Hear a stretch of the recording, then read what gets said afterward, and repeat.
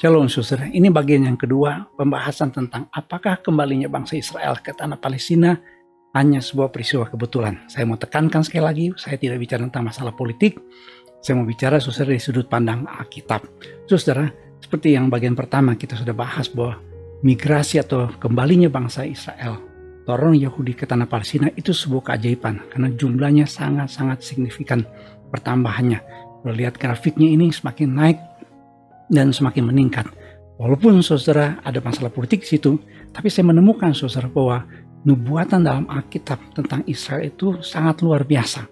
Dan kurang lebih 25 ayat saudara itu bicara tentang kembalinya orang Israel ke tanah Palestina. Ini menunjukkan saudara, di bagian pertama saya tekankan bahwa nubuatan dalam Perjanjian Lama yang berbicara pengenapan orang Israel kembali ke tanah Palestina itu digenapi secara ajaib. Itu menunjukkan bahwa Alkitab yang kita percaya itu bukan kehendak manusia. Para nabi ketika mereka berbicara itu bukan karena kepintaran, kecerdasan, kehebatan dari manusia, tetapi karena para nabi mendapatkan suara dari Tuhan, Holy Spirit, yang menggerakkan mereka untuk berbicara demi nama Tuhan, untuk menyampaikan nubuatan firman Tuhan.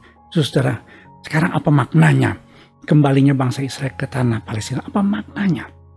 Kalau bagian yang pertama kita sudah bicara bahwa Alkitab kita sudah adalah firman Tuhan. Kita sungguh percaya apa yang firman Tuhan katakan itu pasti genapi. Sekarang apa maknanya kembalinya bangsa Israel ke tanah Palestina? Saudara, ketika orang-orang di Amerika Serikat ditanya saudara, tentang kembalinya orang Israel, mereka mengatakan, ini di kalangan orang-orang Injili ya, orang Injili adalah orang-orang yang mempercaya Alkitab sebagai firman Tuhan, Alkitab sebagai otoritas tertinggi dalam kehidupan orang beriman. Saudara, separuh lebih dari orang-orang Kristen di Amerika Serikat yang percaya Alkitab firman Tuhan itu mendukung bahwa Israel ya ada itu karena penggenapan nubuatan Alkitab yang berkaitan dengan end times prophecy.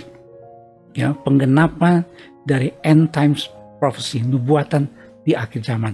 Saudara, kalau kita mempelajari tentang yang namanya Israel, saudara, ini menarik sekali. Karena kenapa? Tokoh politik sekali Jimmy Carter pun ya, dia mengatakan dia mendukung Israel bukan karena alasan politik. Ya, I believe Israel is the fulfillment of biblical prophecy. Jadi saudara, ada banyak orang Kristen yang percaya Alkitab sebagai firman Tuhan, itu mempercayai bahwa keberadaan orang Israel itu bukan sebuah kebetulan. Ya, ini bukan masalah politik, ini masalah penggenapan firman Tuhan. Nah, ini yang harus kita miliki sebagai orang percaya, saudara. Nah, apa kaitannya dengan penggenapan nubuatan Perjanjian Lama? Saudara, mari kita lihat sedikit ya, ini memang kita mesti bahas secara khusus, tidak bisa dengan waktu yang singkat, tapi saya mau berikan gambaran sedikit saudara, semacam kayak overview saja ya. Jadi saudara, kalau kita bicara tentang biblical history dalam gambaran besarnya, big picture-nya, maka kita menemukan namanya first coming and second coming. Jadi ada yang namanya pengangkatan ya. Gereja saudara ini namanya rapture gitu. Ini first coming itu kedatangan Yesus Kristus pertama kali, kelahiran Yesus Kristus. Ini second coming. Nah, second coming itu dibagi dua selalu ya, rapture pengangkatan gereja dan kedatangan Kristus kali yang kedua. Nah, ini saudara Israel reborn ya, penggenapan dari Yeremia 23 ayat 7 sampai 8 itu yang di bagian pertama kita sudah singgung sedikit. Nah, kita ada di sini saudara. Nanti ketika Tuhan Yesus datang saudara, kita diangkat sebelum masa tribulasi. Nah, apa kaitannya dengan Israel saudara? Kenapa Israel harus ada sebelum terjadinya rapture? Apakah sekali lagi ini sebuah peristiwa kebetulan? Tidak saudara. Kenapa? Karena kalau kita bicara tentang penggenapan nubuatan di dalam Alkitab saudara, Perjanjian Lama sampai dengan Perjanjian Baru, maka kita menemukan saudara ada satu masa yang disebut dengan masa antikris. Ya, yang disebut tadi saudara masa tribulasi. Ini dia, ya 7 tahun tribulasi. Terus saudara, dalam masa tribulasi ini, di awal-awal ada yang namanya perjanjian damai antara antikris dengan Israel. Nah, ini maknanya. Jadi kembalinya Israel saudara ke tanah Palestina itu ada kaitannya dengan penggenapan nubuatan dalam Perjanjian Lama. Luar biasa Alkitab kita saudara. Karena kalau kita mempelajari pada awal masa tribulasi, berdasarkan Daniel 9 ayat 7, YSK 38, 11, saudara, 7 tahun masa kesusahan yang besar dimulai ketika antikris menandatangani, bikin agreement, perjanjian dengan Israel untuk membawa perdamaian bagi Israel dan Yerusalem. Dan nanti saudara ada namanya bait suci umat Yahudi dibangun kembali di Yerusalem. Ini kapan-kapan kita mesti bahas saudara. Dan ada yang namanya kerajaan Romawi bersatu dalam persekutuan 10 negara. Jadi saudara, Israel nanti akan membuat perjanjian dengan yang namanya antikris. Jadi keberadaan Israel pada saat ini saudara, itu ada kaitannya dengan pengenapan saudara muncul antikris, dan nanti antikris akan membuat perjanjian dengan yang namanya Israel. Nanti saudara di akhir masa tribulasi ada yang namanya perang Armageddon. Ini juga perlu ada pembahasan tersendiri saudara. Di mana nanti pada akhirnya orang-orang Yahudi percaya kepada Mesias Yesus Kristus. Saudara, jadi kalau kita bicara tentang masa pengenapan dan perjanjian lama, itu mesti dikaitkan dengan Israel. Ada yang mengatakan saudara, dengan adanya Israel saudara, itu menandakan saudara tanda-tanda akhir zaman sudah semakin nyata. Ada yang mengatakan saudara bahwa Israel itu semacam kayak bagian dari timetable akhir zaman saudara. Jadi kalau kita menemukan Israel saudara menjadi sebuah negara, dan kembalinya orang-orang Yahudi dari seluruh penjuru dunia, itu menunjukkan saudara tanda-tanda akhir zaman.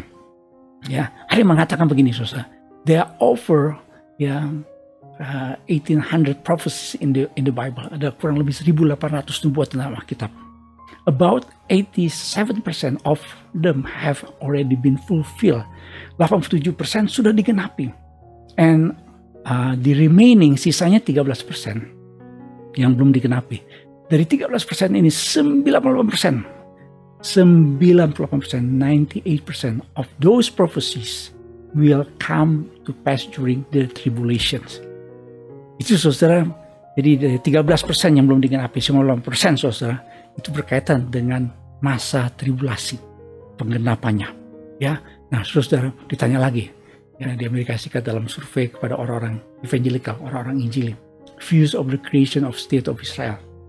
Tanya, ternyata saudara, 80% mengatakan events were fulfillments of Bible prophecy that show we are getting closer to the return of Jesus Christ. Saudara, dengan kembalinya orang Israel ke tanah Palestina, berdirinya Israel menjadi sebuah negara.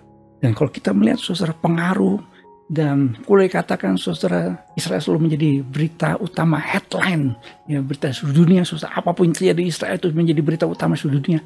Itu menandakan saudara, maknanya buat kita bahwa kedatangan Kristus, kembali Kristus ke dalam dunia saudara, kepada kita semua saudara, itu semakin dekat. Nah, kalau kita bicara masalah ini saudara, ya orang mengkaitkan dengan antikris gitu. Waduh, berarti ya masalah barcode, ya 666, nanti ada yang namanya yang disebut dengan sistem pemerintahan dunia, ya ini memang mesti dibahas sendiri. Apalagi sekarang kita di tengah-tengah pandemik, saudara, video ini dibuat di tengah pandemik, ya ini bicara tentang yang namanya vaksin dikaitkan dengan Bill Gates, ya gitu ya, isu-isu yang seperti begini saudara, ya. Belum lagi kalau kita bicara saudara dikaitkan dengan yang namanya microchip, nanti divaksin, sehingga ada orang Kristen pun juga saya tahu, ada pendeta, ada hamba Tuhan juga mengkhotbahkan, mengatakan saudara, kita nggak boleh divaksin karena itu masalah antikris. Saudara, kalau kita bicara tentang nubuatan, saya setuju apa yang dikatakan oleh Rosenberg. God has not given us Bible prophecy to scare us. Allah tidak memberikan kepada kita nubuatan-nubuatan dalam Alkitab untuk menakutkan kita, but to prepare us. Jadi kalau kita baca saudara nubuatan-nubuatan Alkitab dan kita percaya nubuatan-nubuatan Alkitab yang semakin terlihat, semakin digenapi dengan kembalinya orang Israel saudara ke tanah Palestina, itu menandakan saudara penggenapan firman Tuhan yang berkaitan dengan akhir zaman sudah semakin dekat. Karena nanti saudara kita menemukan akan munculnya antikris, ya. Tapi saudara kita akan bahas sendiri tentang masalah antikris ini. Saudara, jadi artinya apa? Ini menunjukkan supaya kita saudara menjadi orang percaya yang mempersiapkan diri kita sebagai mempelai Kristus. Pertanyaannya saudara, kalau Kristus datang kembali dalam awan kemuliaan, apakah kita siap? Jawabannya ada pada saudara. Saudara, marilah kita menjadi orang percaya yang sungguh-sungguh percaya Yesus Kristus sebagai Tuhan dan Juru Selamat dalam hidup kita. Hidup dalam kebenarannya dan mempersiapkan diri kita menyambut kedatangan Tuhan dalam awan kemuliaan. Tuhan memberkati. Amin.